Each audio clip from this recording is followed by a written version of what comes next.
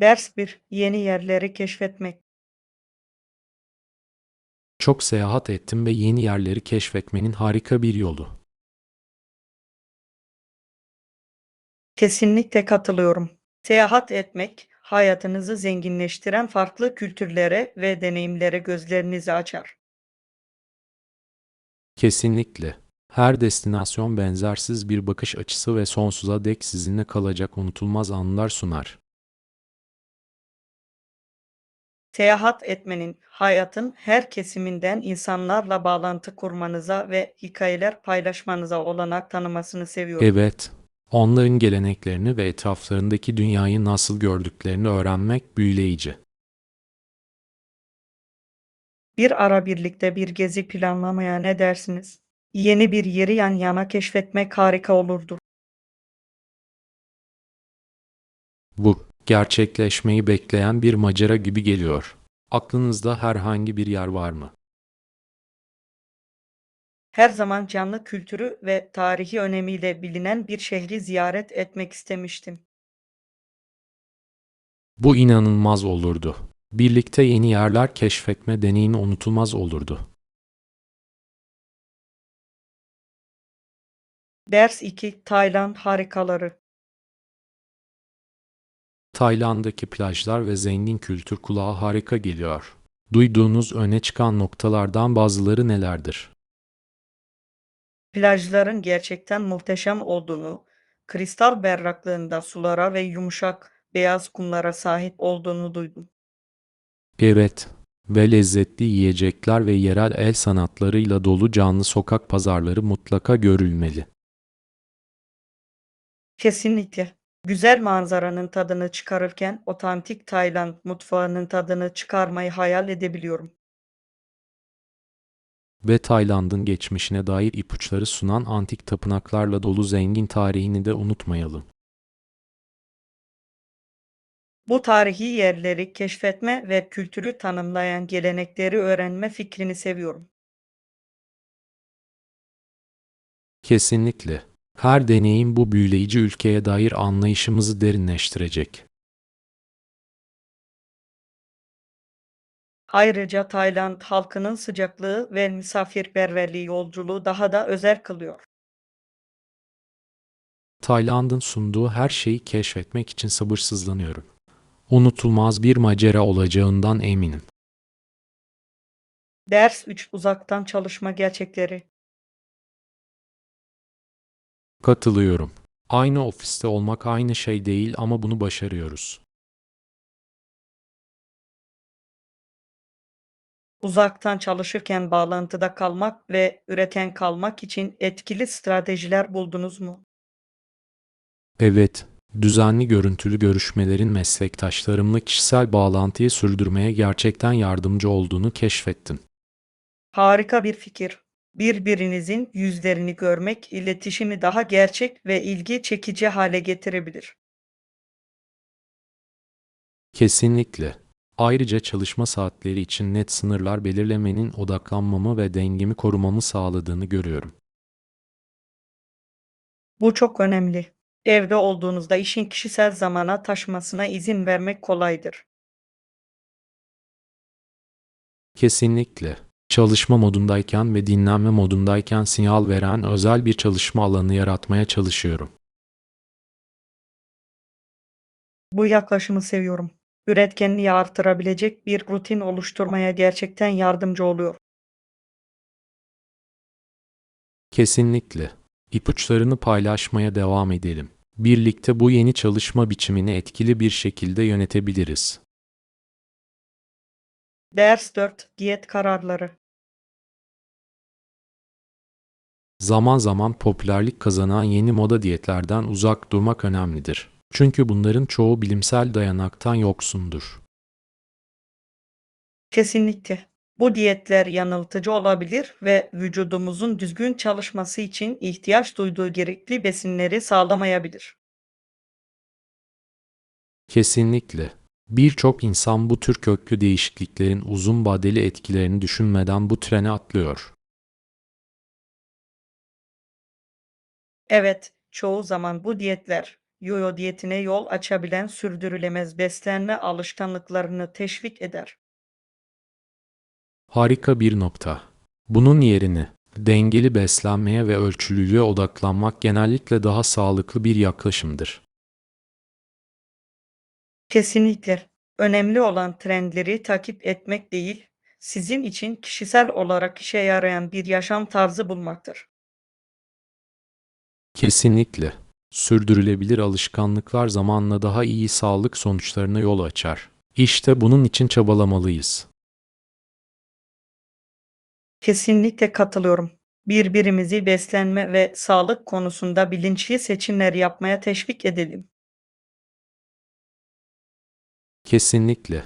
Birlikte sağlık hedeflerimize güvenli ve etkili bir şekilde ulaşmamızda birbirimize destek olabiliriz. Ders 5: Faydalı iletişimler.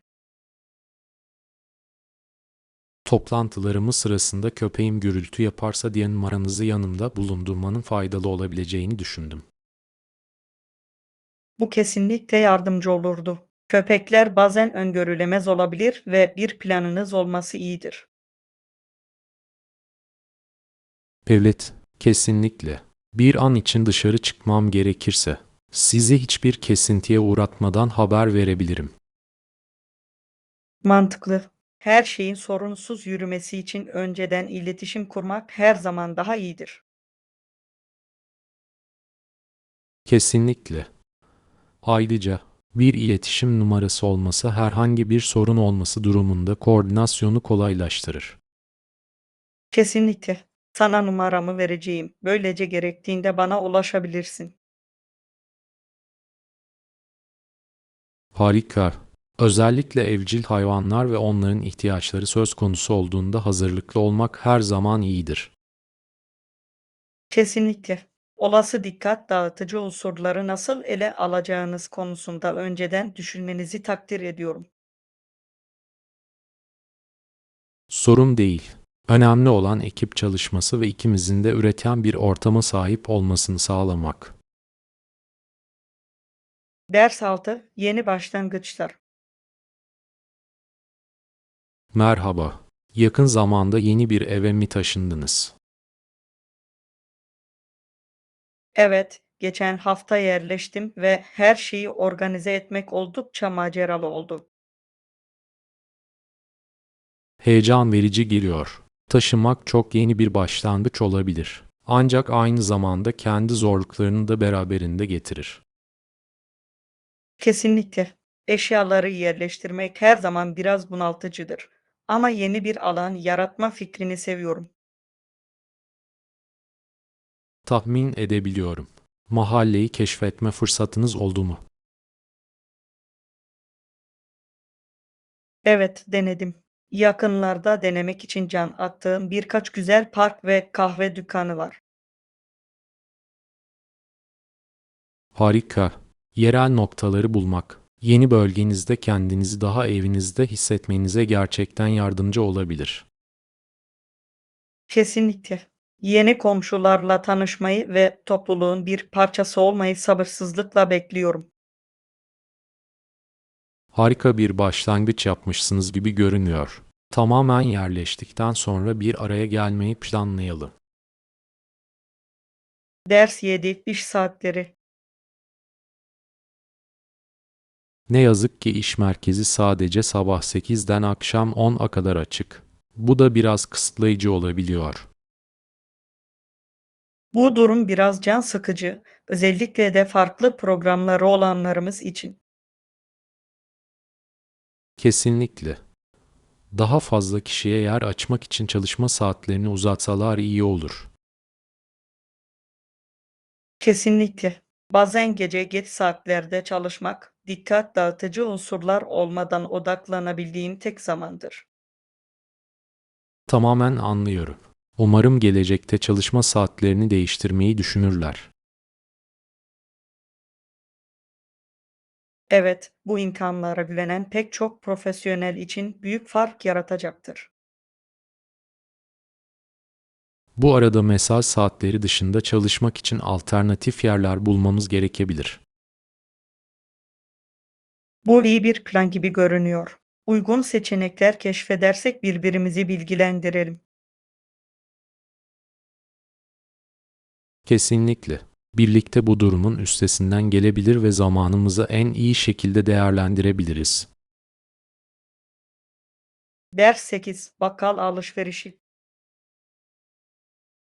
Tamam, tariflerim için biraz yoğurda ve süte ihtiyacım var. O yüzden marketten birkaç şey alalım.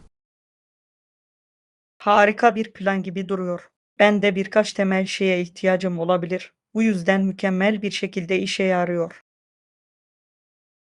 Harika. Birlikte alışveriş yapmak her zaman daha eğlencelidir ve birbirimize ihtiyacımız olanı bulmada yardımcı olabiliriz. Kesinlikle. Ayrıca bu arada yemek pişirme fikirlerini paylaşmak için de iyi bir fırsat.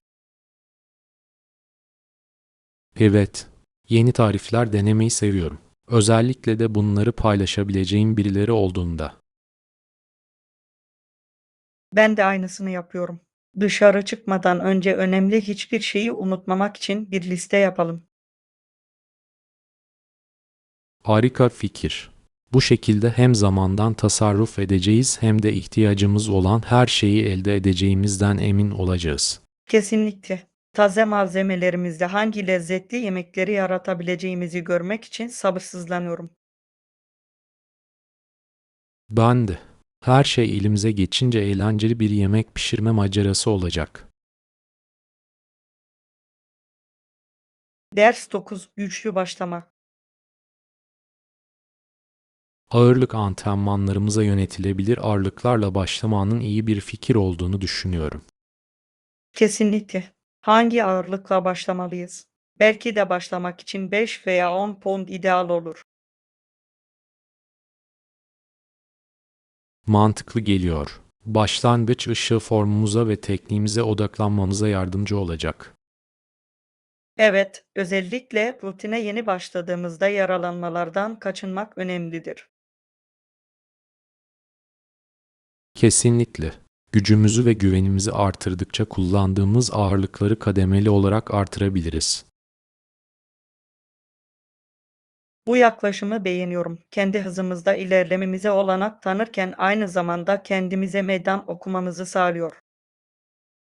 Ayrıca sağlam bir temele sahip olmak, fitness yolculuğumuzda uzun vadeli başarıya ulaşmamızı sağlayacaktır. Kesinlikle. Bu planla zamanla ne kadar güçleneceğimizi görmek için sabırsızlanıyorum. İlerlememizi takip etmek ve başarılarımızı birlikte kutlamak heyecan verici olacak. Ders 10. Gücün geliştirilmesi. Nesiller boyunca belirli özelliklerin yararlı özellikleri giderek daha yaygın hale gelecektir. Bu büyüleyici.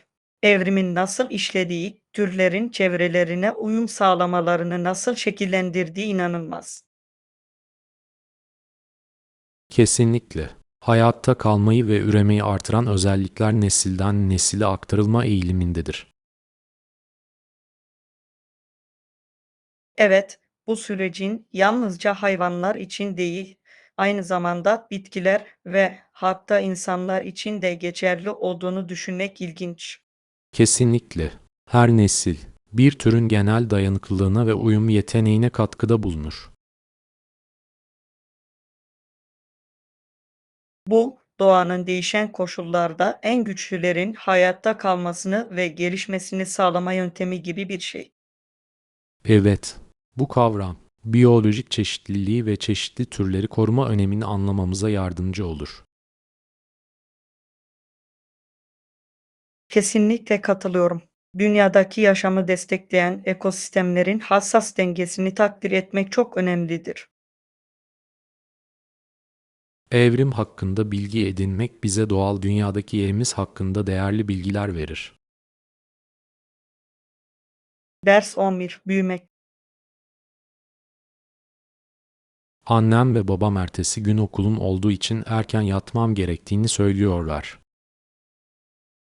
Bu anlaşılabilir. Sabahleyin iyi dinlenmiş ve öğrenmeye hazır olmanızı istiyorlar. Biliyorum ama bazen keşke biraz daha geç saatlere kadar kalıp arkadaşlarımla daha fazla vakit geçirebilsem. Bunu tamamen anlıyorum. Büyümek ve daha fazla özgürlüğe sahip olmak konusunda heyecanlı olduğunuzda beklemek zor. Evet, büyüdüğümde uyku vaktiyle ilgili kendi seçimlerimi yapabileceğim günü sabırsızlıkla bekliyorum. Çok heyecan verici bir düşünce. Yaşla birlikte daha fazla sorumluluk ve bağımsızlık geliyor.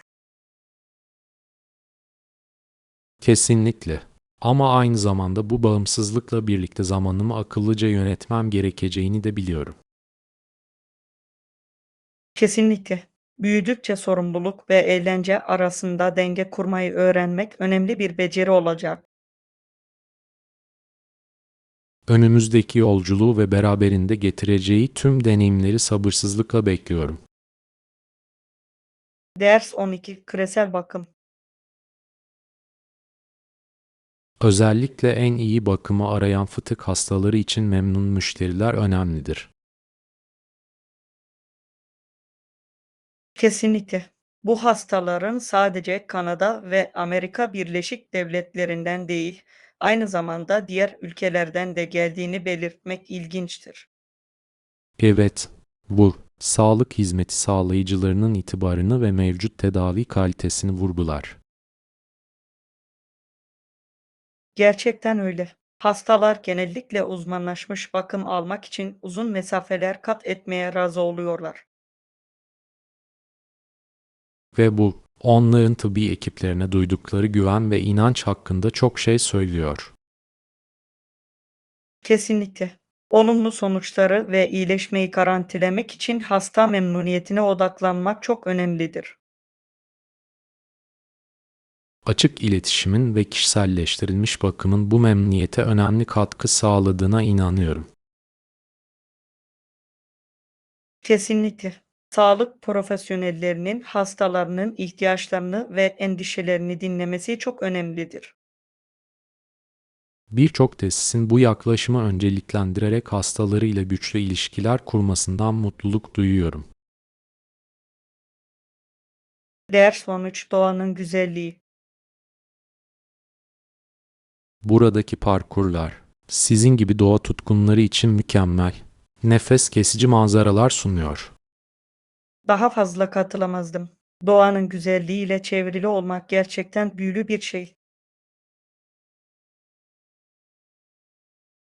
Evet, bu patikalarda yürüyüş yapmak sadece muhteşem manzaralar sunmakla kalmıyor. Aynı zamanda günlük hayattan ferahlatıcı bir kaçış da sağlıyor. Kesinlikle.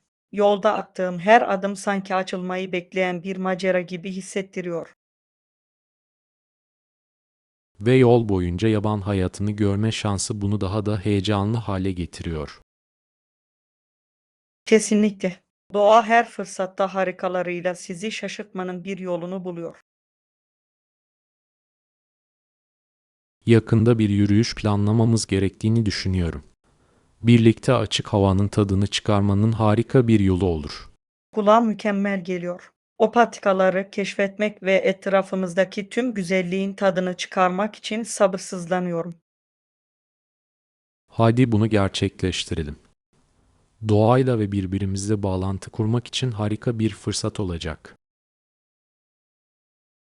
Ders 14 Aile bağlantıları. Biliyor musun? Aile toplantılarının teyzeleri, amcaları, kuzenleri, yeğenleri, hatta kayınvalideleri bir araya getirmesini her zaman büyüleyici bulurum. Kesinlikle. Her kişi karışıma kendi benzersiz lezzetini katıyor ve bu da çok canlı bir atmosfer yaratıyor. Evet, ilginç olan her ailenin bu toplantıları özel kılan kendine özgü geleneklerinin olması. Kesinlikle. Nesiller boyunca aktarılan hikayeleri dinlemeyi seviyorum. Bizi köklerimize gerçekten bağlıyorlar. Doğru. Ve kuzenler arasındaki etkileşimler çok eğlenceli olabilir. Özellikle de çocukluk maceralarını hatırladıklarında. Kesinlikle. Herkes büyüdükçe ve kendi ailelerini kurdukça çocukluk bağlarının nasıl evrildiğini görmek harika. Evet, genç neslin kendi bağlarını kurup aile mirasını sürdürmesini görmek yürek ısıtıcı. Kesinlikle katılıyorum. Aile hayatımızın çok önemli bir parçasıdır ve bu bağlantılar kim olduğumuzu şekillendirmeye yardımcı olur. Bir sonraki aile toplantımızda bu anları değerlendirip yeni anılar yaratalım. Ders 15 Seyahat planları. 10 Temmuz'da varacağız. Ona göre seyahatimizi planlamaya başlamalıyız. Tamam, sizin için rezervasyon yaptıracağım ve varışımızda her şeyin hazır olduğundan emin olacağım. Kulağa mükemmel geliyor. Konaklama yerlerinin önceden ayarlanması her zaman rahatlatıcıdır. Kesinlikle. Konaklamamızı keyifli hale getirmek için uygun ve iyi yorumlara sahip bir yer arayacağım. Harika. Bununla ilgilendiğiniz için teşekkür ederim. Bu sayede birlikte geçirdiğimiz zamanın tadını çıkarmaya odaklanabiliriz. Hiç sorun değil. Seyahat için heyecanlıyım ve sizinle bölgeyi keşfetmek için sabırsızlanıyorum. Ben de. Macerayı seven biriyle yeni yerler keşfetmek her zaman daha eğlencelidir. Kesinlikle. Bu seyahati paylaşılacak birçok aktivite ve deneyimle unutulmaz kalalım. Kesinlikle. Bu yolculukta birlikte yeni anılar yaratmayı sabırsızlıkla bekliyorum. Ders 16 Paketleme esasları. Harika. Seyahatimize çıkmadan önce tüm eşyalarımızın yanımızda olduğundan emin olalım. Bu akıllıca bir fikir. Aceleniz olduğunda önemli bir şeyi unutmak kolaydır. Kesinlikle. Hiçbir şeyin geride kalmamasını sağlamak için her zaman bir kontrol listesi yapmayı severim. Bu iyi bir strateji. Eşyalarımı toplamaya ve ilerledikçe kontrol etmeye başlayacağım. Harika. Ben de aynısını yapacağım ve son dakika eşyalarını hatırlamak için birbirimize yardım edebiliriz. Evet, ekip çalışması işi kolaylaştırır. Birlikte bir yolculuğa hazırlanmak her zaman daha eğlencelidir. Kesinlikle. Ayrıca maddeleri işaretlemek tatmin edici hissettiriyor ve bizi düzenli tutuyor. Katılıyorum. Yolculuğumuz boyunca atıştırmalıklar ve eğlenceler de hazırladığımızdan emin olalım. Harika fikir. İyi hazırlanmış bir yolculuk her zaman daha keyiflidir. Başından sonuna. Ders 17 Tarihsel yolculuk. Bu kasaba, insanların daha batıdaki yeni tarım arazilerine giderken geçecekleri son büyük kasabadır. Bu büyüleyici. O dönemde yerleşimciler için önemli bir durak noktası olmuş olmalı. Evet, insanların önlerindeki yolculuğa hazırlanırken her yerin hareketli olduğunu tahmin edebiliyorum. Kesinlikle. Seyahat ederken karşılaştıkları hikayeleri ve zorlukları düşünmek ilginç. Kesinlikle. Her gezginin batıda yeniden başlamaya dair kendi hayalleri ve umutları vardı muhtemelen. Ve bu kasaba onlara maceraları için erzak ve destek sağlayacaktı. Kesinlikle. Bu tür kasabaların tarihin şekillenmesinde ne kadar önemli bir rol oynamış olması inanılmaz. Bölgenin geçmişini ve bölgenin kalkınmasına nasıl katkıda bulunduğunu daha fazla araştırmayı çok isterim. Ben de. Bizden önce gelenlerin yolculuklarını öğrenmek, bugünü anlamamızı zenginleştirir. Ders 18 Detaylara dikkat. Şimdi, Bunu daha önce fark etmemiştim. O yüzden detaylara dikkat etmek konusunda haklısın sanırım. Evet, büyük resme odaklandığınızda bazı şeyleri gözden kaçırmak kolaydır. Kesinlikle. Önemli hiçbir şeyi kaçırmadığımızdan emin olmak için her şeye detaylı bir şekilde bakacağım. Harika bir plan. Bazen en küçük detaylar sonuçta büyük fark yaratabilir. Kesinlikle. Seyahat planımızı tekrar kontrol edeceğim ve tüm planlarımızın yerinde olduğundan emin olacağım. Mükemmel. Son dakikada bir şeylerin ters gittiğini öğrenmektense hazırlıklı olmak her zaman daha iyidir. Haklısın. Her şeyi dikkatlice incelemek için zaman ayıralım. Katılıyorum. Şimdi biraz daha fazla çaba sarf etmek, daha sonra daha sorunsuz bir deneyim yaşamanızı sağlayacaktır. Kesinlikle. Her şeyin düzenli ve sorunsuz bir şekilde yürütülmesinde bana yardım ettiğiniz için teşekkür ederim. Ders 19. Uygun fiyatlı seçenekler. Gerçekten harika bir fırsat ve en güzel tarafı da uygun fiyatlı olması, değil mi? Kesinlikle. Bütçenize uygun ama aynı zamanda yüksek kalitede bir şey bulmak büyük bir kazançtır. Evet, daha fazla insanın bütçesini zorlamadan faydalarından yararlanmasını kolaylaştırır. Kesinlikle. İyi bir fiyat noktası, özellikle deneyimler söz konusu olduğunda herkes için gerçekten fırsatlar açabilir. Daha fazla katılamazdım. Daha geniş bir kitleye erişilebilir seçenekleri görmek ferahlatıcı. Ayrıca bir şeyin uygun fiyatlı olması, planlamada ve hayatın tadını çıkarmada daha fazla esnekliğe olanak tanır. Kesinlikle. İnsanları aşırı harcama stresi olmadan yeni şeyler denemeye teşvik eder. Bunu seviyorum. Fazla harcama yapmadığınızı bilmek her şeyi daha rahat ve keyifli hale getiriyor. Kesinlikle. Gelecekte de bunun gibi harika fırsatları aramaya devam edelim. Ders 20. Davranışlar önemlidir. Çağdaş yaşamın kötü davranışları teşvik ettiği görülüyor ki bu oldukça endişe verici. Kesinlikle katılıyorum. Gençlere artık eskisi gibi nezaket öğretilmiyor gibi geliyor. Evet, bu da sosyal etkileşimlerde yanlış anlaşılmalara ve saygı eksikliğine yol açabilir. Kesinlikle. Bireylerin sosyal durumlarda zarif bir şekilde hareket edebilmeleri için görgü kurallarını öğretmek çok önemlidir. Kesinlikle. İyi görgü kuralları insanlar arasında olumlu ilişkiler ve karşılıklı saygıyı teşvik eder.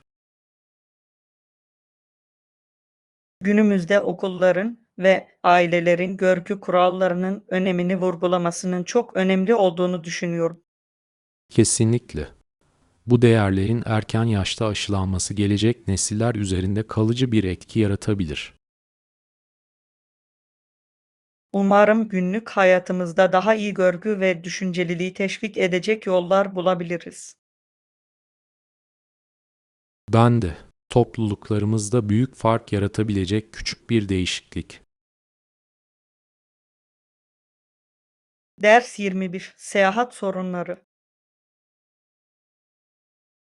Havayolu şirketi sonunda onu bulmayı başardı. Oldukça zorlu bir süreçmiş gibi görünüyor. Evet, gerçekten stresli bir durumdu. Kayıp bagajınızı nasıl bulmayı başardılar? Çeşitli bağlantılarla izini sürmeleri gerekti ama sonunda beni aradıklarında rahatladım. Bu çok rahatlatıcı olmalı. Güncellemeleri ne kadar endişeyle beklediğinizi tahmin edebiliyorum. Kesinlikle. Bagajınızı kaybetmek. Özellikle de eşyalarınıza ihtiyacınız olduğunda seyahatinizi gerçekten mahvedebilir. Anlayabiliyorum. Eşyalarınız olmadan yeni bir yerde olmak her zaman zordur. Evet, ancak müşteri hizmetlerine minnettarım. Süreç boyunca beni bilgilendirdiler. Bunu duymak harika. İyi iletişim bu tür durumların stresini hafifletmeye gerçekten yardımcı olabilir. Kesinlikle. Deneyimi biraz daha yönetilebilir hale getirdi. Çünkü her şeyin üstesinden gelebildik. Ders 22 Yaratıcı çözümler. Çit boyama gibi sıkıcı bir işin ne kadar eğlenceli bir aktiviteye dönüşebildiğini görmek çok komik. Evet, çiti boyama işinin heyecan verici bir görev olduğunu iddia ederek birkaç çocuğu daha ikna etmeyi başardığını duydum. Kesinlikle. Sıradan bir görevi herkes için keyifli bir şeye nasıl dönüştürdüğü çok akıllıca. Bu yaklaşımı seviyorum.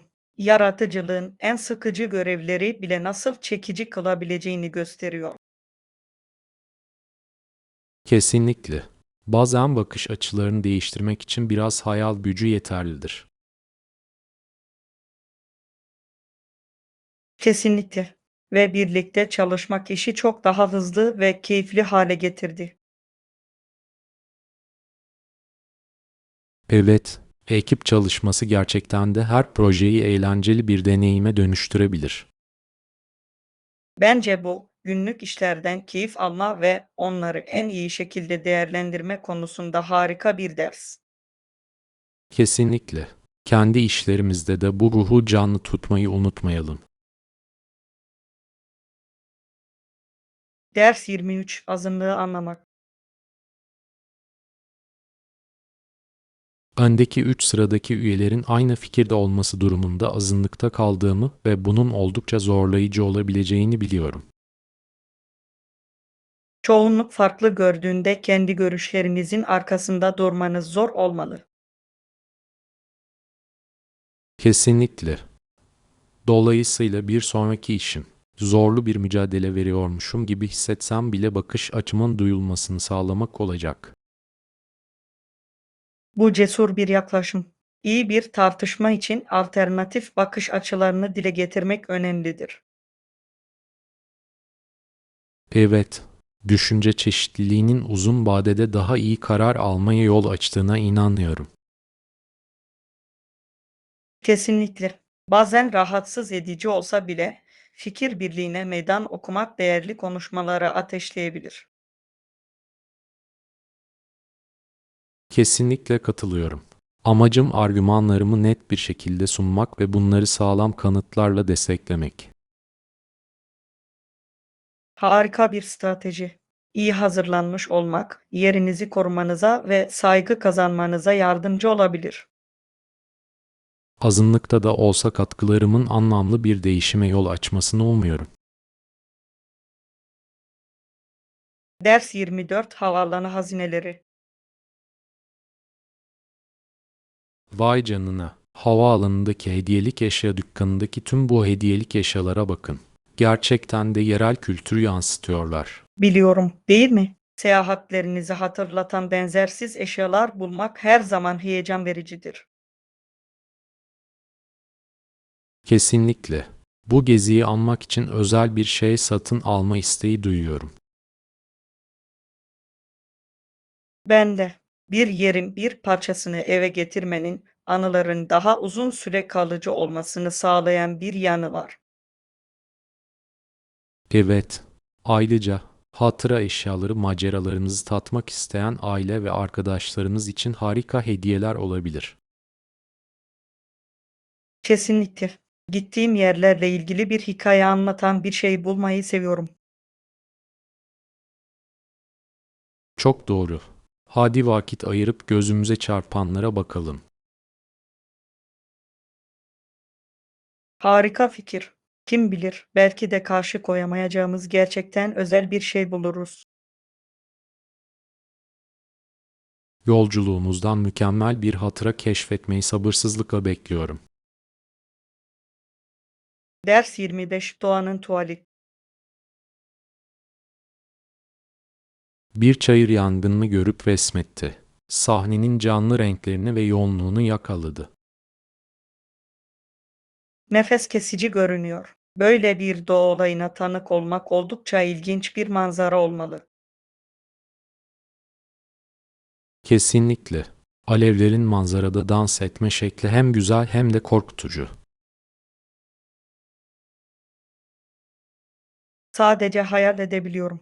Ve böyle bir anı resmetmek, ayrıntılara dikkat eden keskin bir göz ve doğaya karşı derin bir takdir gerektirir.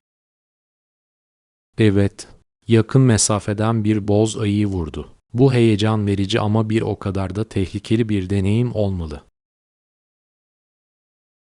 Vay canına, bu inanılmaz. Anlatılacak ne güzel bir hikaye. Hem yaban hayatının güzelliğini hem de ham gücünü yakalıyor. Kesinlikle. Sanatçıların bu yoğun anları görsel sanata nasıl dönüştürebildikleri büyüleyici. Katılıyorum. Sanat ve doğa arasındaki bağlantının güçlü bir hatırlatıcısı ve dünyanın harikalarını sergiliyor. Kendi maceralarımızdaki o anların kıymetini bilelim ve belki de onları kendi tarzımızda yakalayalım. Ders 26 Liderlik içgörüsü.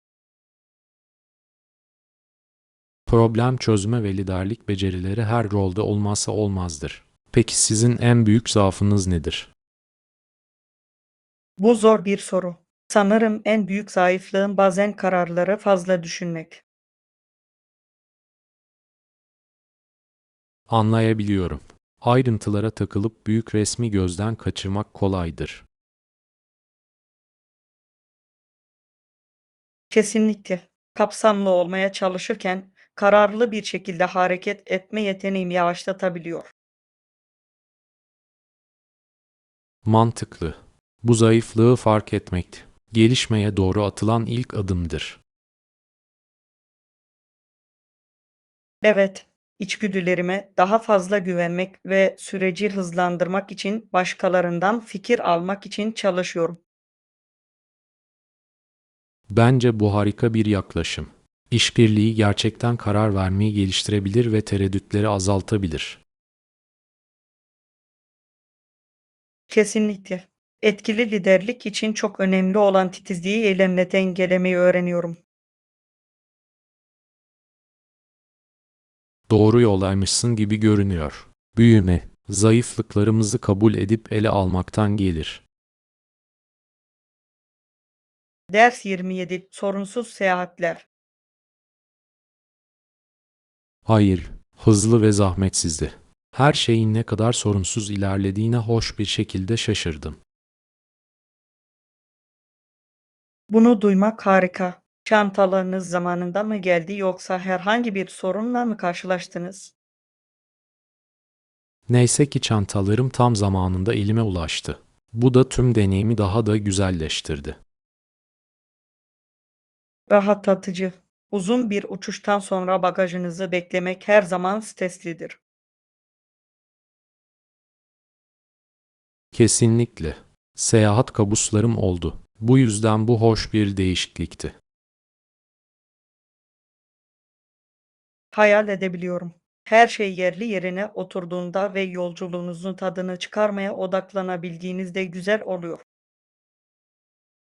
Evet, dikkat dağıtacak hiçbir şey veya eşyalarımla ilgili endişeler olmadan keşfetmeyi dört gözle bekliyorum. Harika görünüyor. Maceramıza sorunsuz bir başlangıç ve önümüzde daha birçok olumlu deneyim için. Şerefe, bu yolculuğun tadını birlikte çıkaralım. Ders 28 Yerel rehberler. Geçtiğimiz günlerde gezginleri bilgili yerel halkla buluşturan bir çevrimiçi platform aracılığıyla yerel bir rehber ayarladım. Bunu gerçekten sabırsızlıkla bekliyorum. Seyahat deneyiminizi geliştirmenin harika bir yolu gibi görünüyor. Yerel bir rehbere sahip olmak benzersiz içgörüler ve gizli hazineler sağlayabilir. Kesinlikle. Bana rehber kitaplarda bulunmayan yerleri gösterebilirler. Bu da geziyi çok daha otantik hissettirebilir. Evet, bölgenin kültürünü ve tarihini bilen, yerel gelenekleri anlamanıza yardımcı olacak birinin olması harika. Kesinlikle. Sorular sormak ve varış noktasını şekillendiren yerel gelenekler ve uygulamalar hakkında daha fazla bilgi edinmek için heyecanlıyım. Bu, yeni bir yerde bir arkadaşınızın olması gibidir. Bu da orayı daha az korkutucu ve daha misafirperver hale getirebilir. Kesinlikle katılıyorum. Bu gezi sırasında kültüre dalmak ve kalıcı anılar yaratmak için sabırsızlanıyorum.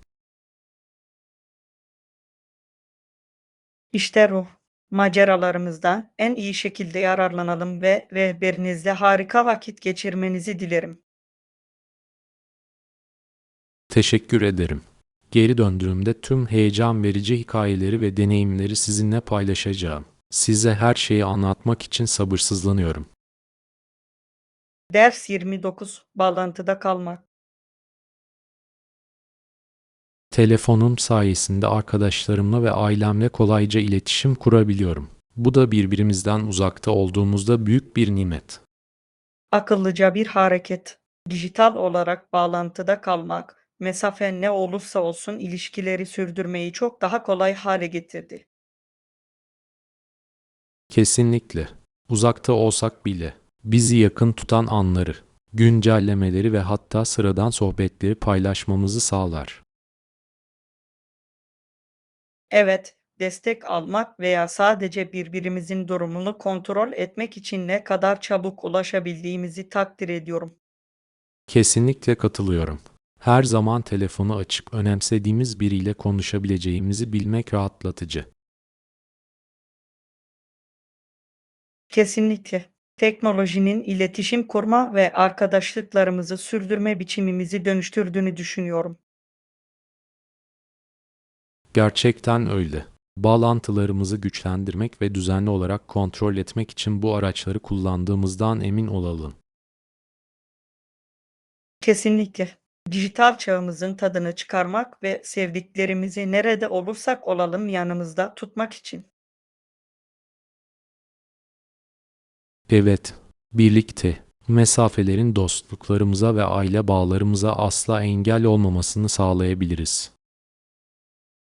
Ders 30. Alanları karşılaştırma. Konuştuğumuz alan oldukça ilgi çekici. Bir bölgenin 59.600 kilometrekarelik alanıyla daha büyük olması ilginç. Kesinlikle. Boyutun bir bölgenin kültürünün, ekonomisini ve çevresini nasıl etkileyebileceği şaşırtıcı. Evet, daha geniş bir alan genellikle daha çeşitli ekosistemler ve popülasyonlar anlamına gelir. Bu da benzersiz zorluklara ve fırsatlara yol açabilir. Kesinlikle. Değişen coğrafya, tarımdan turizme kadar her şeyi etkileyebilir ve bölgenin kimliğini şekillendirebilir. Bu farklılıkların anlaşılmasının, bölgelerin zaman içinde nasıl geliştiğine dair değerli bilgiler sağlayabileceğine inanıyorum. Evet, bu dünyamızın ne kadar birbirine bağlı olduğunu hatırlatıyor. Bir alandaki değişimler başka yerlerde dalga etkisi yaratabilir. Bu bölgeler hakkında daha fazla bilgi edinmek ve bu bölgelerin benzersiz özelliklerinin daha geniş resme nasıl katkıda bulunduğunu öğrenmek için heyecanlıyım. Ben de aynısını istiyorum. Dünyamız hakkında daha fazla şey öğrenirken bu büyüleyici konuları keşfetmeye ve tartışmaya devam edelim. Kesinlikle. Yaşadığımız çeşitli yerler hakkında daha derin bir anlayış kazanmaya. Ders 31. Uygun fiyatta arabalar. Modern otomobilin ulaşımı nasıl devrim niteliğinde değiştirdiği dikkat çekicidir. Herkesin kullanabileceği ve karşılayabileceği bir araç yaratarak seyahati tüm nüfus için erişilebilir hale getirmeyi başarmıştır. Bu çok doğru. Bu yenilik bireyler ve aileler için çok sayıda fırsat yarattı ve uzak yerleri keşfetmelerine ve onlarla bağlantı kurmalarına olanak tanıdı. Kesinlikle. Uygun fiyatlı otomobillerin etkisi toplumumuzu sayısız şekilde şekillendirdi ve insanların iş bulmasını ve sosyal bağlarını sürdürmesini kolaylaştırdı. Evet, bu erişilebilirliğin şehir planlamasını nasıl etkilediği, şehirleri birbirine bağlayan banliyölerin ve otoyolların gelişimine nasıl yol açtığı büyüleyici. Kesinlikle katılıyorum. Arabaların evrimi, yaşama, çalışma ve birbirimizle etkileşim kurma dinamiklerimizi kökten değiştirdi. Kesinlikle. Ulaşımdaki gelecekteki yeniliklerin herkes için erişilebilirliği korurken çevresel endişeleri nasıl ele almaya devam edeceğini merak ediyorum. Evet, daha yeşil bir gelecek yaratmak ve herkesin seyahat edebilmesini sağlamak için elektrikli araçları ve sürdürülebilir uygulamaları benimsemek şart. Bu yolculuğun bizi nereye götüreceğini görmek için heyecanlıyım. Önümüzdeki olasılıklar gerçekten heyecan verici. Hem insanlara hem de gezegene fayda sağlayan yenilikçi ulaşım çözümleriyle dolu bir geleceğe. Ders 32 Verimli taşımacılık. Hedefimize trenle gidebiliriz. Oldukça rahat ve yaklaşık 2 saat sürüyor. Bu da onu verimli bir tercih yapıyor. Kulağa mükemmel geliyor. Tren yolculuğunu seviyorum. Araba kullanmanın stresinden uzak, yol boyunca manzaranın tadını çıkarmamızı ve rahatlamamızı sağlıyor. Kesinlikle. Ayrıca çevre dostudur ve yolculuk sırasında hareket etmek için genellikle rahat bir alan sağlar. Evet, tren yolculuğunda yeni insanlarla tanışma fırsatı yolculuğu daha da keyifli hale getirebilir. Çünkü kiminle karşılaşacağınızı asla bilemezsiniz. Katılıyorum. Diğer gezginlerin hikayelerini dinlemek ve yolculuğumuzu zenginleştirebilecek deneyimleri paylaşmak her zaman büyüleyici. Kesinlikle. Ve vardığımızda dinlenmiş ve trafikte gezinmenin zorluğu olmadan keşfetmeye hazır olacağız. Kesinlikle. Gezme sırasında manzaraları görmeyi ve harika anılar yaratmayı sabırsızlıkla bekliyorum. Evet, yolculuğumuz için yanımıza biraz atıştırmalık aldığımızdan emin olalım ve her anın tadını birlikte çıkaralım. Sabırsızlanıyorum. Yaklaşan maceramıza ve bizi bekleyen tüm heyecan verici deneyimlere. Ders 33 Kültürel Keşif. Ziyaret ettiğim huzurlu tapınaklar kesinlikle büyüleyiciydi. Çevrenin dinginliği ve güzelliği bunu unutulmaz bir deneyim haline getirdi. İnanılmaz geliyor. Zengin tarih ve maneviyatla dolu bu kadar sakin mekanlarda vakit geçirmenin ne kadar sakinleştirici olduğunu hayal edebiliyorum. Evet, burası gerçekten de düşünme ve bağlantı kurma yeriydi ve bu yapıların inşasında kullanılan sanatçılığı ve zanaatkarlığı takdir etmemi sağladı. Bunu seviyorum. Bu tür yerleri ziyaret etmek farklı kültürler ve değerleri hakkında daha derin bir anlayış sağlayabilir. Kesinlikle. Her tapınağın kendine özgü mimarisi ve tarihi vardı ve bu da onları keşfetme deneyimine katkıda bulunuyordu. Bu kültürel dönüm noktalarından ne kadar çok şey öğrenebileceğimizi görmek şaşırtıcı, bizi geçmişe bağlayan hikayeler barındırıyorlar. Dünyamızdaki çeşitliliğe yönelik daha büyük bir takdir duygusu geliştirmek için kendimizi bu deneyimlere kaptırmamızın önemli olduğunu düşünüyorum. Evet, birlikte daha fazla kültürel mekanı ziyaret etmeyi bir noktaya getirelim. Ufuklarımızı genişletmenin harika bir yolu. Bunun için heyecanlıyım.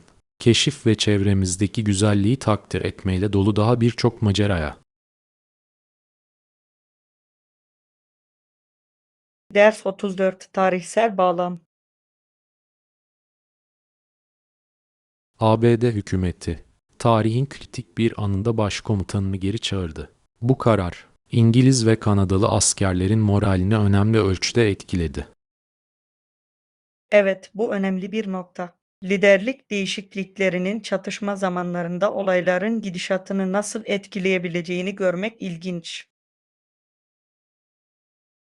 Kesinlikle. Komutadaki değişim çoğu zaman sadece askeri stratejiyi değil, aynı zamanda sahadaki askerlerin güvenini de etkiler. Güç dinamiklerinin tarihsel olayların sonuçlarını nasıl şekillendirebildiği ve ulusların geleceğini nasıl etkileyebildiği büyüleyici. Tarihteki bu anların anlaşılmasının, çağdaş liderlik ve karar alma süreçleri için değerli dersler sağlayabileceğine inanıyorum. Evet, bu kararların güncel jeopolitik durumlarla nasıl örtüştüğünü ve bunlardan çıkarılan dersleri analiz etmek önemlidir. Bu konu hakkında daha fazla bilgi edinmek ve geçmişteki olayların günümüz dünyasını nasıl etkilemeye devam ettiğini ortaya çıkarmak için sabırsızlanıyorum. Ben de bu tarihi bağlamları ve bunların hayatımızdaki ve toplumdaki önemini tartışmaya devam edelim. Tarihin ve onun bugünümüz ve geleceğimiz üzerindeki etkisinin daha derin anlaşılması için. Ders 35 Yemek seçenekleri. Toplantımızdan sonra bir şeyler atıştırabileceğimiz yeri merak ediyorum. Oldukça acıkmaya başladım. Bölgede çeşitli mutfaklardan yemekler sunan birçok restoran var. Dolayısıyla birçok seçeneğimiz var. Kulağa umut verici geliyor. Özellikle farklı bir şey deneme şansı olduğunda. Yeni yemek yerleri keşfetmeyi seviyorum. Ben de sokaktaki İtalyan restoranının şehrin en iyi makarnalarından bazılarını yaptığını duydum. Ve şu anda kesinlikle doyurucu bir kase makarna yiyebilirim. Kulağa rahatlatıcı geliyor. Ve eğer daha hafif bir şeyler yemek istersek, yakınlarda denemek istediğim harika bir sushi mekanı da var. Sushi harika görünüyor. Ferahlatıcı bir değişiklik olurdu ve sunumunun ne kadar güzel olduğunu seviyorum. Kesinlikle. Ayrıca farklı yemekleri paylaşmak ve her şeyden biraz tatmak her zaman eğlencelidir. Bir an önce mekana karar verelim ki, sonrasında telaşlanmadan güzel bir yemeğin tadını çıkarabilelim. Ders 36 Hazine Avı. Aramaya devam edelim. Alışveriş maceramız sırasında kim bilir hangi gizli hazinelerle karşılaşacağız. Kesinlikle katılıyorum. Beklenmedik bir şeyi keşfetmenin heyecanı her şeyi daha da heyecanlı hale getiriyor. Ayrıca, en iyi hazinelerin genellikle en şaşırtıcı yerlerde saklı olduğuna her zaman inanmışımdır. Kesinlikle. Ve satış bölümü biraz araştırmaya istekliyseniz her zaman ilginç bulgular sunar. Doğru. Bazen en iyi fırsatlar, ortaya çıkarmak için biraz daha fazla çaba gerektirenlerdir. Ve kapsamlı bir aramanın ardından harika bir fırsat bulmanın getirdiği başarı duygusunu seviyorum. Evet, özellikle yolculuğu takdir eden biriyle paylaşabildiğinizde. Bu bir zafer gibi hissettiriyor. Gözlerimizi açık tutalım ve sürecin tadını çıkaralım. Sonuçta önemli olan sadece ne satın aldığımız değil, yarattığımız anılardır. Kesinlikle. Bu macera, seçeneklerimizi keşfederken birlikte eğlenmekle ilgilidir. Ders 37 Otel sorunları. Kusura bakmayın ama odamdaki televizyonda bir sorun var. Hiç çalışmıyor. Özellikle uzun bir yolculuk gününden sonra bu sinir bozucu olmalı. Bağlantıları kontrol etmeyi denediniz mi? Yaptım ama hiçbir şey işe yaramıyor. Tamamen tepkisiz. Anlıyorum. Bazen teknoloji en kötü zamanlarda şaşırtıcı derecede kaprisli olabiliyor. Kesinlikle. Yatmadan önce güzel bir gösteriyle rahatlamayı gerçekten dört gözle bekliyordum. Umarım personel size en kısa sürede yardımcı olur. Bulunduğunuz alanda rahat hissetmeniz önemlidir.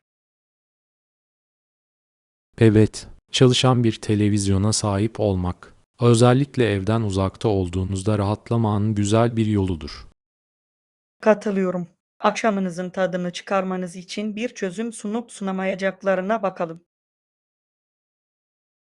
Desteğiniz için teşekkürler. Bunu takdir ediyorum. Sadece burada kalışımı en iyi şekilde değerlendirmek istiyorum. Ders 38. Perspektifleri değiştirmek.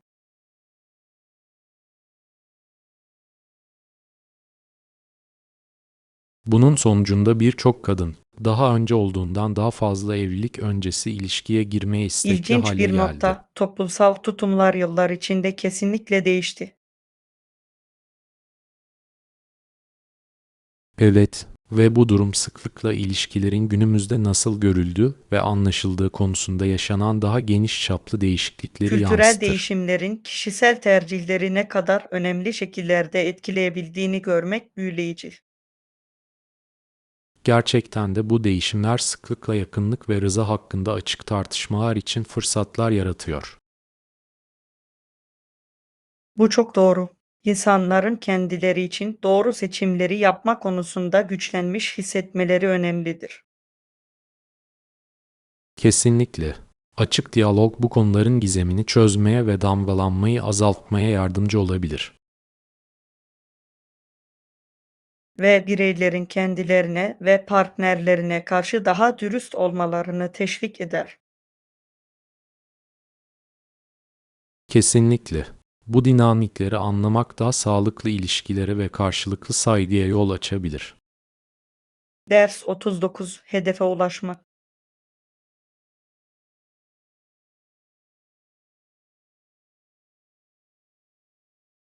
Hedeflerinize ulaşmak için adım atmak çok önemli ve spor salonuna kaydolmanın benim için Bu harika bir mükemmel bir karar seçim. olduğunu düşünüyorum. Fiziksel uygunluk genellikle genel refah ve özgüvende büyük bir rol oynar. Kesinlikle düzenli egzersizin ruh halimde ve enerji seviyemde olumlu bir fark yarattığını fark ettim.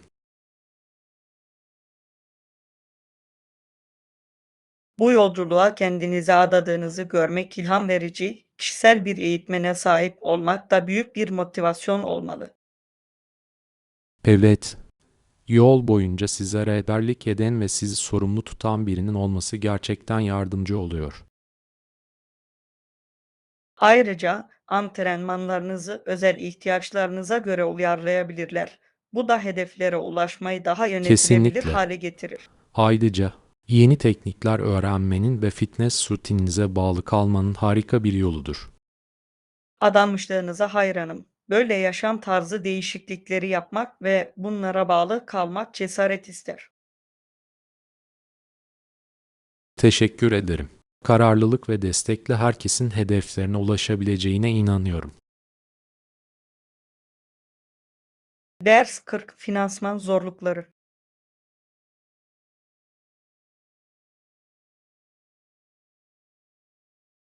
Programın topluma verdiği olumlu mesajlar göz önüne alındığında, finansman eksikliği Değerli nedeniyle girişimlerin, birçok kişi bunun bir özellikle de bu utanç kadar olduğunu anlamlı düşündü. bir etkiye sahip olduklarında kaynak bulmakta zorlanmaları yürek parçalayıcı. Evet, ve çoğu zaman en faydalı programların, önemlerine rağmen ilk kesilenler olduğu hissediliyor.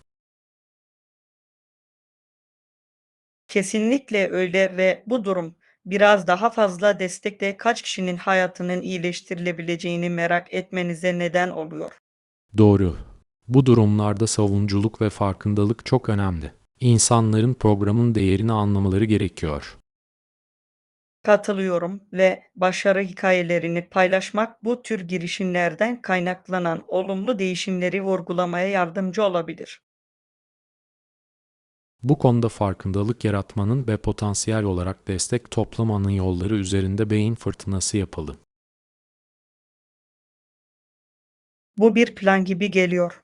Birlikte bir fark yaratabilir ve bu programların gelişmesini sağlayabiliriz. Kesinlikle. Her türlü çabanın önemi var ve inandığımız şeyleri savunmak çok önemli. Ders 41. Etkili liderlik. Bir diğer strateji ise görevleri her ekip üyesinin güçlü yönlerine göre delege etmek. Bu da üretkenliği önemli ölçüde artırabilir.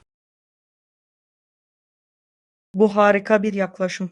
Herkes kendi güçlü yönlerini kullandığında takım daha verimli çalışır. Kesinlikle. Ayrıca bireylerin başarılı oldukları alanlarda katkıda bulunma konusunda kendilerini güçlü hissetmeleri morali de yükseltir. Ayrıca ekip dinamikleri için hayati önem taşıyan sahiplenme ve hesap verebilirlik duygusunu da teşvik eder. Evet, insanlara becerilerine uygun sorumluluklar verildiğinde, işleriyle daha fazla gurur duyma eğiliminde oluyorlar. Ayrıca farklı beceriler farklı bakış açıları getirdiğinden daha yenilikçi fikirlerin ortaya çıkmasına olanak tanır. Kesinlikle. Herkes kendi rolleri ve sorumlulukları konusunda uyumlu olduğunda işbirliği sorunsuz hale gelir. Takımımızda bu tür bir ortamı teşvik edelim. Bu kolektif hedeflerimize ulaşmak için olmazsa olmazdır. Kesinlikle katılıyorum. Birlikte, destek ve mükemmellik kültürünü yaratabiliriz. Ders 42. Yazıcı seçimleri. Mürekkep püskürtmeli yazıcıların genellikle lazer yazıcılara göre daha ucuz olduğunu, ancak bazı dezavantajları da olduğunu fark ettiniz mi? Evet, başlangıç fiyatının ne kadar cazip olabileceği, ancak uzun vadeli maliyetlerin önemli ölçüde artabileceği oldukça ilginç. Kesinlikle. Mürekkep püskürtmeli yazıcılar başlangıçta size para kazandırabilirken, zamanla mürekkep değiştirme maliyeti oldukça yüksek olabilir. Ayrıca mürekkep püskürtmeli yazıcıların genellikle daha yavaş olduğunu duydum. Özellikle de büyük belgeleri yazdırmak söz konusu olduğunda. Doğrudur. Eğer çok hızlı bir şekilde baskı yapmanız gerekiyorsa, ilk maliyeti daha yüksek olmasına rağmen lazer yazıcı daha verimli bir seçim olabilir. Ayrıca lazer yazıcılar genellikle daha keskin metinler üretir ve yüksek hacimli baskı işleri için daha uygundur. Doğru. Önemli olan uzun vadede ihtiyaçlarınızla bütçenize uygun olanı bulmaktır. Yazıcınızı öncelikli olarak ne için kullanacağınızı düşündünüz mü? Bu en iyi seçeneği belirlemenize yardımcı olabilir.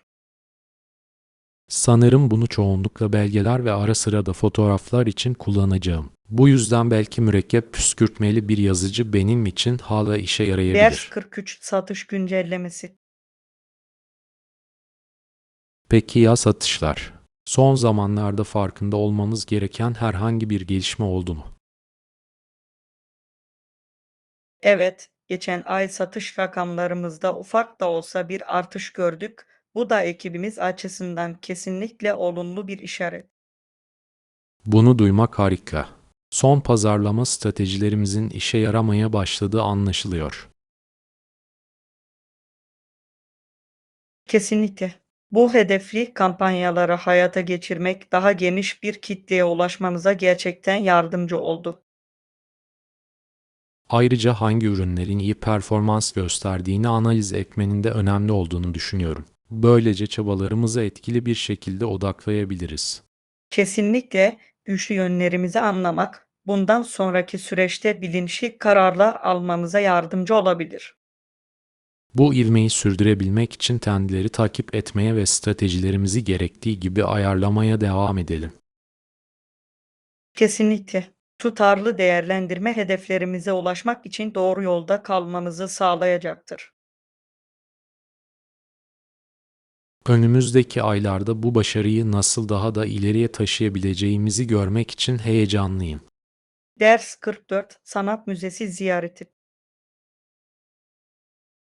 Yerel sanat müzesini ziyaret etmeyi düşünüyordum. Bu hafta sonu gerçekten görmek istiyorum. Ah, sanatı seviyorum. Size katılabilir miyim? Bu sezon sergilerin oldukça etkileyici olduğunu duydum. Elbette. Sanatı birlikte keşfetmenin ve düşüncelerimizi paylaşmanın harika bir deneyim olacağını düşünüyorum. Kesinlikle. Sanatla çevriliyken sanat hakkında tartışmanın özel bir yanı var. Yaratıcılığı harekete geçiriyor. Ayrıca orada olduğumuz süre içerisinde yeni bir kurulum veya özel etkinlik olup olmadığını da merak ediyorum. Bu harika olurdu. Bizi ilhamlandıran yeni sanatçıları ve stilleri keşfetmek her zaman heyecan vericidir. Ne zaman gideceğimize dair bir plan yapalım. Sanat eserlerinin güzelliğine dalmak için sabırsızlanıyorum. Öğle yemeğimizi önceden yiyelim mi? Bu bize görmek için sabırsızlandığımız şeyler hakkında sohbet etmek için biraz zaman kazandıracaktır. Mükemmel görünüyor. İyi bir yemek ve sanat. Keyifli bir gün geçirmenizi sağlar. Ders 45 yeni bağlantılar. Harika. Peki ya sen? Nerelisin?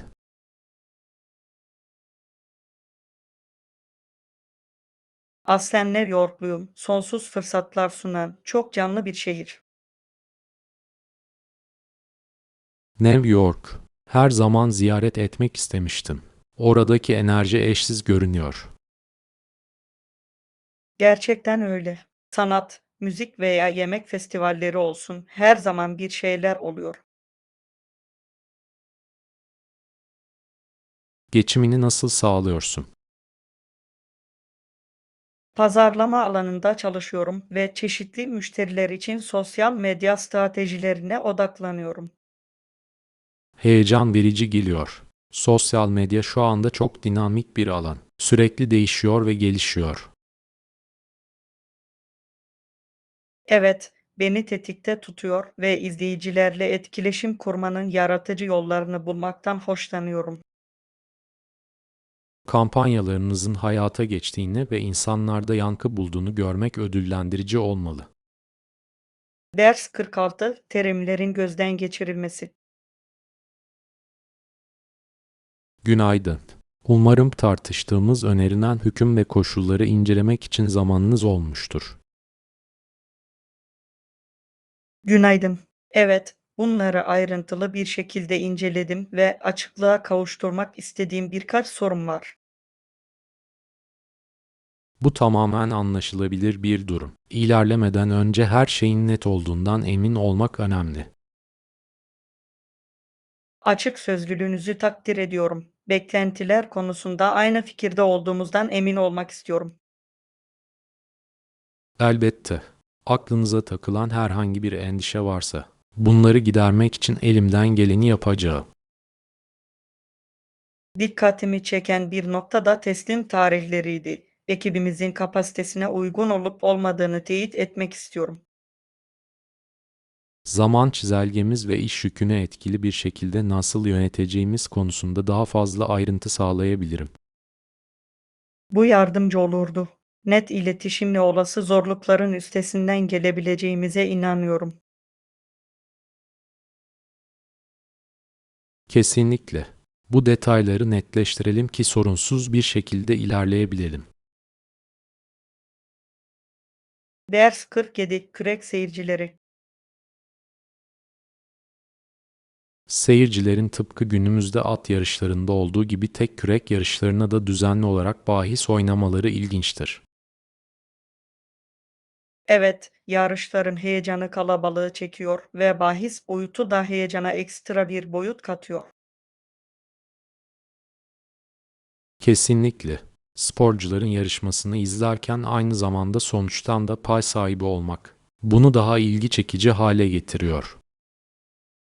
Bu geleneğin nasıl başladığını ve kürek sporunun bahis için bu kadar popüler bir spor haline gelmesinin nedenini merak ediyorum. Seyircileri heyecanla beklemelerini sağlayan şey, kullanılan beceri ve strateji olabilir. Kürekçiler arasındaki yoldaşlık da atmosfere katkıda bulunarak etkinlikler sırasında bir topluluk duygusu yaratıyor. Kesinlikle. Sporun insanları bir araya getirip kalıcı anılar yaratabilmesi şaşırtıcı.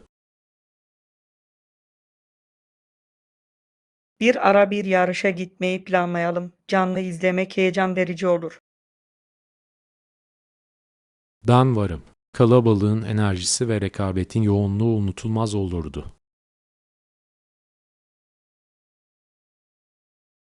Ders 48 Bilgisayar kullanımı. Birçok kişi için kişisel bilgisayar esas olarak hesaplamalar yapmak ve kelime işleme görevleri için kullanılır. Evet, bilgisayarların hem kişisel hem de profesyonel kullanımda günlük hayatımızda ne kadar önemli hale geldiği ilginç. Kesinlikle. Veriyi işleme ve etkili bir şekilde iletişim kurma şeklimizde devrim yarattılar. Ve evde belgeler ve elektronik tablolar oluşturabilmenin rahatlığı paha biçilemez. Teknolojinin daha önce saatler süren işleri ne kadar daha hızlı ve verimli hale getirdiğini görmek inanılmaz. Kesinlikle. Ayrıca bilgiye her yerden erişebilme yeteneği öğrenme ve çalışma şeklimizi değiştirdi. Dijital çağda önde kalmak için yeni yazılımlara ve araçlara uyum sağlamaya devam etmenin önemli olduğunu düşünüyorum. Kesinlikle. Yaşam boyu öğrenme çok önemlidir. Özellikle de teknoloji gelişmeye devam ettikçe. Verimliliğimizi artırabilecek yeni programları ve uygulamaları keşfetmeye devam edelim. Ders 49 Hafta sonu alışverişi. Bu hafta sonu alışveriş yapmayı planlıyorum. Büyük ihtimalle hangi ürünlerin mevcut olduğuna bakmak için bir mağazaya gideceğim. Bu iyi bir plan gibi görünüyor. Büyük mağazalarda genellikle seçebileceğiniz çok çeşitli ürünler bulunur. Kesinlikle. Giyimden ev eşyalarına kadar her şeyi tek bir yerde bulmak çok kolay. Ayrıca özellikle hafta sonları iyi indirimler yakalama şansınız da oluyor. Evet, farklı bölümler arasında gezinirken fırsatları yakalamanın heyecanını seviyorum. Uygun fiyata özel bir şey bulmak her zaman tatmin edicidir. Alışveriş deneyimini daha eğlenceli hale getirir. Katılıyorum. Aklınızda satın almak istediğiniz belirli bir şey var mı? Yaklaşan bir etkinlik için yeni bir kıyafet bulmayı umuyorum. Gardırobumu yenilemek güzel olurdu. Harika bir fikir. Orada olduğumuz süre boyunca öne çıkan parçalara göz atalım. Ders 50 Markaları araştırmak. Sizi anlıyorum. Son zamanlarda ihtiyaçlarıma en uygun seçeneği bulmak için yazıcılar hakkında araştırma yapıyorum. Bu akıllıca. Aklınızda öne çıkan belirli bir marka var mı? Birkaç seçeneğe baktım ama güvenilirliği ve kalitesiyle bilinen bir markaya doğru eğiliyorum. Bu önemli. Her zaman uzun süre dayanacak ve zamanla iyi performans gösterecek bir şeye yatırım yapmak daha iyidir. Kesinlikle. Bazı markalar hakkında, özellikle müşteri hizmetleri ve destekleri konusunda iyi şeyler duydum. Bu da kritik bir faktördür. İhtiyaç duyulduğunda yardıma erişebilmek büyük bir fark yaratabilir. Garanti seçeneklerini de düşünüyorum. Olası sorunlara karşı güvence altında olduğunuzu bilmek güven verici. Kesinlikle. Bulgularımızı karşılaştıralım ve birlikte en iyi seçimleri daraltıp daraltamayacağımıza bakalım. Harika fikir. Sanırım tüm gereksinimlerimizi karşılayan mükemmel yazıcıyı bulacağız.